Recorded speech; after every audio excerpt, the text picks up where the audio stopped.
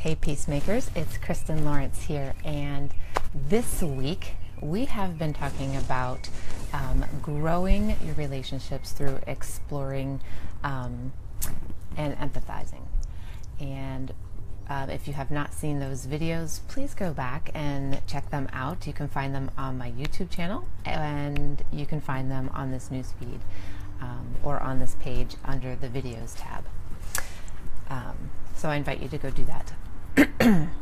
But today, I thought we would round out the week and talk about how we can build these skills by looking at what it means to have charitable judgments. And charitable judgments are, making charitable judgments means that out of love for God, because I look at everything from a faith-based perspective. So out of our love for God, that we strive to believe the best in others until we have the facts to prove otherwise. So this is definitely one way that we can serve and honor God, for sure. We're always, as believers of Christ and followers of God, we are always looking for ways that we can honor Him with our daily lives. And making charitable judgments out of love for Him, that we, that we strive to believe the best in others until we have the facts to prove otherwise, is one way that we can do that. And everyone deserves to be treated this way for no other reason than because we were all made in God's image. And if we're all made in God's image, we all have the same opportunities to know Him and to love Him. And we should all seek to, as best as we can, I know it's so hard, it's hard for me too, but we should seek to have positive thinking about people, just for that reason at all.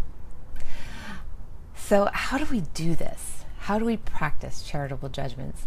And it's not something that always comes easy for everyone, and if we're not aware of it and we're not mindfully trying to practice it, then we can start to forget, or our muscles, those muscles can become weak. So how do we do that? We can just practice looking for the good first. Looking at the negative, which is very easy. Starting with negative is easy, but practicing looking for the good first is a very good start. And I have mentioned that before. I think I've mentioned it this week, actually. And sure, there's a ton of things that we can do, and that can be seen as negative, but it is in everyone's best interest to look for the positive first. Giving them the benefit of the doubt is another one. So you may hear somebody say something or see actions that someone is taking, and perhaps we don't quite fully understand it. We haven't asked enough questions. Maybe we don't know that person enough to know what's going on in their life at any given moment,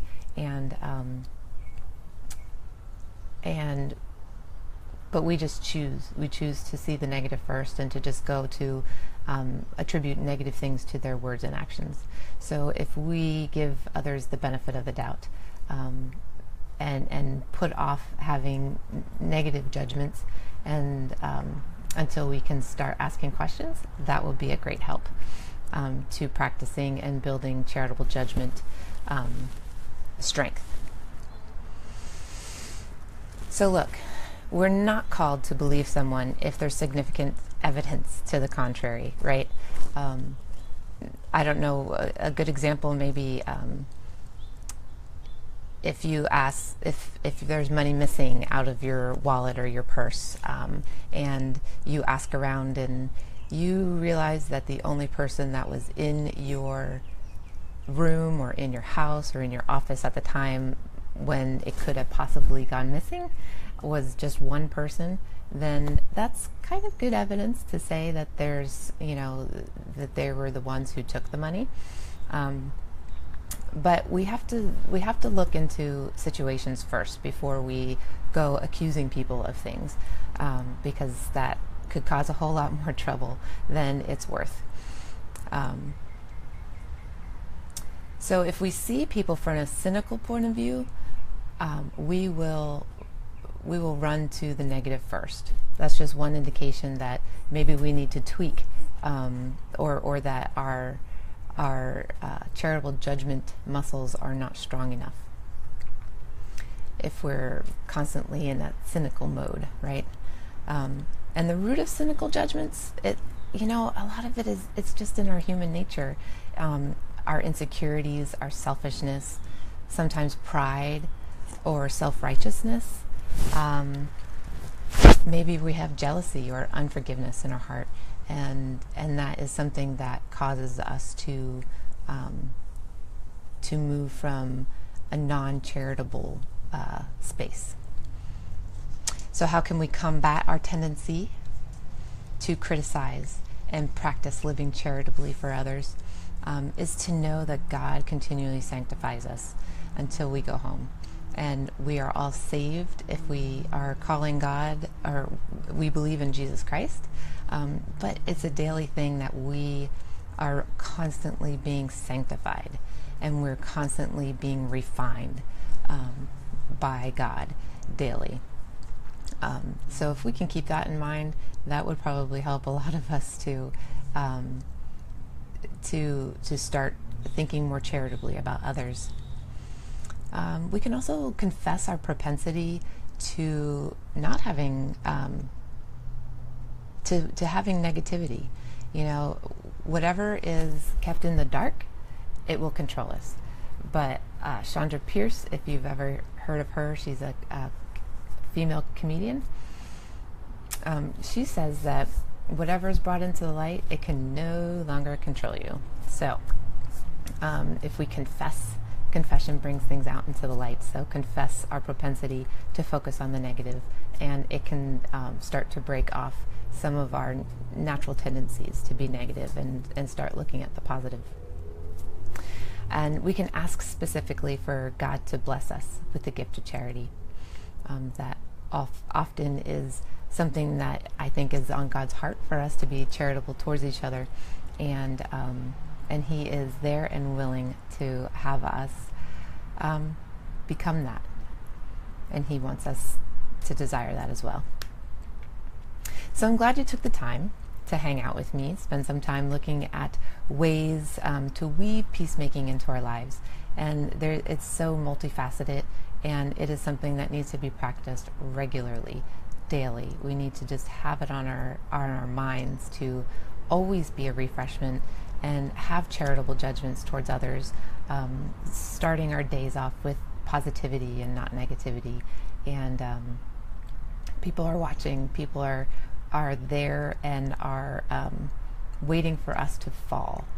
And they are there waiting for us to fall with bated breath sometimes, and they want to point out always our flaws. And sometimes it's just up to us to walk that really fine road that is in the light and honoring to God. So I hope this was useful and beneficial to you. I'd love to hear your comments and your reflections. You can comment down below, and you can email me at kristen@kristenlawrence.com. You can also email me there at kristen@kristenlawrence.com.